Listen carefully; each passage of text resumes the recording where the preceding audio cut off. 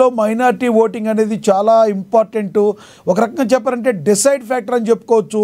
మరి మైనారిటీ వర్గాలు ఎప్పుడు కూడా కాంగ్రెస్తోనే ఉన్నాయని చెప్పి కాంగ్రెస్ మొదటి నుంచి చెప్తూనే వచ్చింది. అది కనబడుతుంది అనుకోవచ్చా? మైనారిటీ వర్గాలు మెజారిటీ పర్సెంట్, ఎందుకంటే ఎక్కువగా కూడా ఓటింగ్ శాతం నమోదు కాలేదు, చాలా తక్కువ శాతం నమోదైంది. ఓటింగ్ బస్తీల్లో కూడా ఓటింగ్ తక్కువ శాతం నమోదైంది. ఓవరాల్గా చూసుకుంటే మైనారిటీలు కాంగ్రెస్ వైపు ఉన్నారు కాబట్టి ఈ యొక్క లీడింగ్ అనుకోవచ్చా?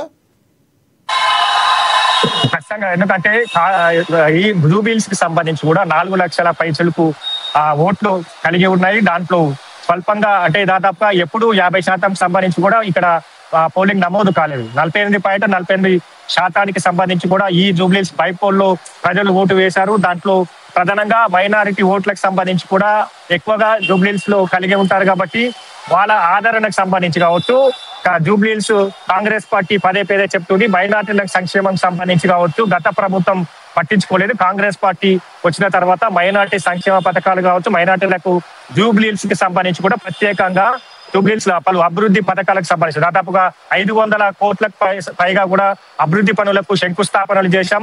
కాంగ్రెస్ పార్టీ ఏదైతే అధికారంలోకి వచ్చిన తర్వాతనే జూబిలీస్ లో పూర్తి స్థాయిలో సీవరేజీలు కావచ్చు, రోడ్లు కావచ్చు, ఇతర పనులన్నీ కూడా జూబిలీస్ వచ్చిన తర్వాతనే కాంగ్రెస్ పార్టీ వచ్చిన తర్వాతనే జూబిలీస్ లో అభివృద్ధికి పాటుపడింది.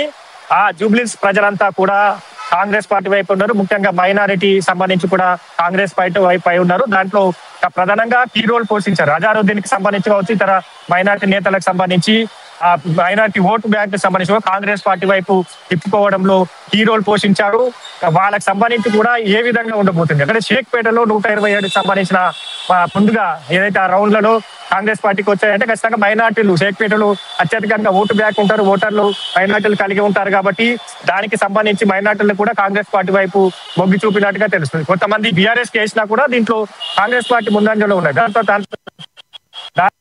ఏదైతే వెంగర్రావుకి సంబంధించి కావచ్చు అక్కడ కొంతమంది మైనార్టీలు ఉంటారు. అలాగే రేహమత్ నగర్ కి సంబంధించి కావచ్చు ఇక్కడ పూర్తి స్థాయిలో మైనార్టీ ఓట్లు ఉంటాయి కాబట్టి ఆ డివిజన్లకు సంబంధించిన లెక్కింపులో కాంగ్రెస్ పార్టీకి సంబంధించి కూడా మైనార్టీ ఎటువైపు ఉన్నారని కూడా ఒక క్లారిటీ వచ్చే అవకాశం అయితే కనిపిస్తా ఉంది.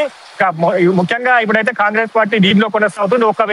1144 ఓట్లతో కూడా కాంగ్రెస్ పార్టీ లీడ్ లో కొనసాగుతున్న పరిస్థితి అయితే కనిపిస్తా ఉన్నది. కాబట్టి మొత్తంగా ఈ ఇంకా 3 రౌండ్ల తర్వాత ఖచ్చితంగా ఓటర్లు ఎటువైపు మొగ్గు చూపారో తెలుస్తుంది. ఎందుకంటే పోటాపోటీ ప్రచారాలు నిర్వహించుకున్నారు. ప్రతి సవాళ్లు కావచ్చు, బీఆర్ఎస్ కి సంబంధించి కావచ్చు, బీజేపీ అలాగే కాంగ్రెస్ పార్టీకి సంబంధించి కావచ్చు. ముఖ్యంగా బీఆర్ఎస్ కి సంబంధించి కూడా ఒక నినాదాన్ని తీసుకుంది. హైడ్రా బుల్డోజర్ కి సంబంధించి కావచ్చు, కార్ బుల్డోజర్ కి సంబంధించిన నినాదాన్ని తీసుకుంది, ప్రచారాన్ని నిర్వహించింది. జూబిలీస్ లో కాంగ్రెస్ పార్టీ అభ్యర్థి గెలిస్తే మరోసారి బుల్డోజర్లు వస్తాయి అన్నట్టు కూడా ప్రచారం నిర్వహించింది. కాంగ్రెస్ పార్టీ ఎప్పటికప్పుడు ఆ ప్రచారాన్ని తిప్పికొడుతూ ప్రచారం చేసింది. బుల్డోజర్ల వల్ల హైడ్రా వల్ల కూడా 1,00 కోట్ల విలువలు చేసే భూములను కాంగ్రెస్ పార్టీ కాపాడింది. గత ప్రభుత్వం ఏదైతే అన్యాక్రాంతమైంది, కబ్జాలు చేశారు, ఇంకా విలువైన భూములను హైదరాబాద్ లో కబ్జాలు చేశారు. ఆ భూముల్లో ఉన్న సంబంధించి హైడ్రా వెళ్ళింది కానీ సామాన్యుల జోలికి హైడ్రా వెళ్ళలేదు. కాంగ్రెస్ పార్టీ ఏదైతే తీసుకొచ్చిన సంక్షేమ పథకాలు జూబిలీస్ 10 ఏళ్ల తర్వాత జూబిలీస్ పేదల వరకు చేరాయి. రేషన్ కార్డు కావచ్చు, సన్న బియ్యం కావచ్చు, ఇందిరమ్మ ఇళ్ల పంపిణీ కావచ్చు, వీటన్నిటిని చెప్తూ ప్రచారాలు నిర్వహించింది. ముఖ్యంగా ఈ 2 పార్టీలు సీరియస్ గా తీసుకున్నాయని చెప్పొచ్చు. జూబిలీస్ బైపోల్ కి సంబంధించి పోటాపోటీ ప్రచారాలు, సవాళ్లు, ప్రతి సవాళ్ళ నడుమ కూడా జూబిలీస్ ప్రచార పర్వం కొనసాగింది. ఇప్పుడు చివరి దశకు చేరుకుందని చెప్పొచ్చు. కౌంటింగ్ కొనసాగుతుంది. కాంగ్రెస్ పార్టీ ముందంజలో ఉన్నది. ఎటువైపు ప్రజలు మొగ్గు చూపారు, అభివృద్ధి వైపు కాంగ్రెస్ పార్టీ ఏదైతే తీసుకొచ్చిన పథకాలకు సంబంధించి కూడా ఆ జూబిలీస్ ప్రజలకు ఎంతవరకు అందించింది, డోర్ టు డోర్ మంత్రులు, ఎమ్మెల్యేలు వీళ్ళంతా వివరించారు. ఎటువైపు మొగ్గు చూపుతా ఉన్నారు. ఇప్పుడైతే కాంగ్రెస్ పార్టీకి సంబంధించిన ముందంజలో ఉన్నారు కాబట్టి మరికొన్ని 3 రౌండ్ల తర్వాత కూడా స్పష్టంగా తెలిసే అవకాశాలు అయితే కనిపిస్తా ఉన్నాయి. కాబట్టి ఏదైతే ఎగ్జిట్ పోల్స్ చెప్పాయో అక్కడ డివిజన్ లో ఇప్పుడు లెక్కింపు జరుగుతున్న డివిజన్ లో సంబంధించి కూడా కాంగ్రెస్ పార్టీ ముందంజలో కొనసాగుతా ఉన్నారు. కాబట్టి చాలా వరకు ఎగ్జిట్ పోల్స్ సంబంధించి కూడా కాంగ్రెస్ పార్టీ అభ్యర్థి నవీన్ యాదవ్ జూబిలీస్ లో గెలవబోతున్నట్టు కూడా స్పష్టం చేశాయి. ముఖ్యంగా ఇప్పుడు ఈ డివిజన్ల లెక్కింపులో ఏ డివిజన్ లో అయితే ఎగ్జిట్ పోల్ చెప్పాయో అక్కడ ముందంజలో కాంగ్రెస్ పార్టీ కొనసాగుతా ఉన్నది. కాబట్టి ఇదే ట్రెండ్ కొనసాగితే ఖచ్చితంగా జూబిలీస్ లో కాంగ్రెస్ పార్టీ గెలిచే అవకాశాలు అయితే ఉన్నాయి. హరీష్, అన్ని డివిజన్లోకి ఏ డివిజన్లో ముందుగా కంప్లీట్ అయిపోయే అవకాశం ఉంది లెక్కింపు, ఏది లేట్ అయ్యే అవకాశం ఉందంటారు లెక్కింపు, ఏ డివిజన్ చివరి వరకు ఉండే అవకాశం ఉందంటారు?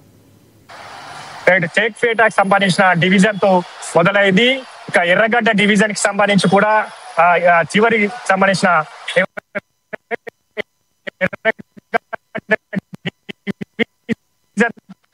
ముగుస్తుంది. ఇక ఈ 1 గంట కారణంగా అయితే అది ఇక మొత్తంగా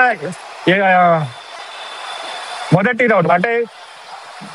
రౌండ్ షేక్పేట, అలాగే రెండవ రౌండ్ కి సంబంధించి కూడా షేక్పేట, ఎర్రగడ్డ, వెంగళరావు నగర్, మూడో రౌండ్ కి సంబంధించి కూడా చివరి రౌండ్ ఏదైతే ఎర్రగడ్డతో ముగుస్తూ ఉన్న నేపథ్యం అయితే కనిపిస్తుంది. 7వ రౌండ్ లో యూసుఫ్ గూడ, సోమాజి గూడ, అలాగే 6వ రౌండ్ లో వెంగళరావు నగర్, యూసుఫ్ గూడ సంబంధించి కూడా ఉంటుంది. 5వ రౌండ్ లో సంబంధించి కూడా రేమత్ నగర్ ఉంటుంది. మొత్తంగా కాంగ్రెస్ పార్టీ సంబంధించి కూడా ఈ రౌండ్లలో లీడ్ లో కొనసాగితే మాత్రం ఖచ్చితంగా జూబ్లీహిల్స్ బైపోల్ లో కాంగ్రెస్ పార్టీ అభ్యర్థి నవీన్ యాదవ్ గెలిచే అవకాశాలు అయితే కనిపిస్తా ఉన్నాయి. ఇప్పుడు ఆ 5వ రౌండ్ కొనసాగుతున్న పరిస్థితి అయితే కనిపిస్తుంది. దీని ఫలితం కాసేపట్లో ఈసీ డిక్లేర్ చేసే అవకాశాలు అయితే ఉన్నాయి. Thank you Harish.